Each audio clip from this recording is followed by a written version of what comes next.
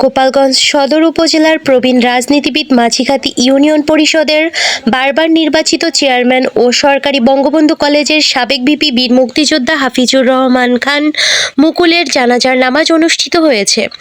গত শুক্রবার ১ আগস্ট আশারবাদ তার নিজ গ্রামের বাড়ি মাঝিঘাটি স্কুল মাঠ প্রাঙ্গণে জানাজার নামাজ শেষে পারিবারিক কবরস্থানে তাকে সমাহিত করা হয়। এর আগে রাষ্ট্রীয় মর্যাদায় সদর উপজেলা প্রশাসনের পক্ষ থেকে তাকে গার্ড অফ অনার প্রদান করা হয়।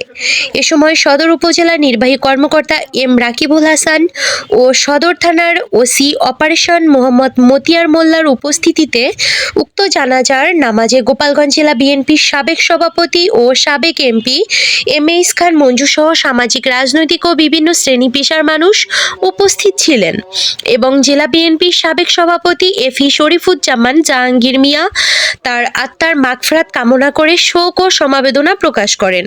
উল্লেখ্য, তিনি বৃহস্পতিবার দিবাগত রাতে ঢাকার একটি হাসপাতালে বার্ধক্যজনিত কারণে চিকিৎসাধীন অবস্থায় মৃত্যুবরণ করে। এই মৃত্যুকালে তিনি 2 পুত্র, 6 কন্যা ও স্ত্রীসহ অসংখ্য গুণগ্রহী রেখে যান। তার মৃত্যুতে গোপালগঞ্জের সর্বস্তরে শোকের ছায়া নেমে এসেছে। তিনি একজন সদালাপী, জনবান্ধব, মানবিক মানুষ ছিলেন। যে মসজিদটা বানানোর জন্য উনি আফসোস করে গেছেন।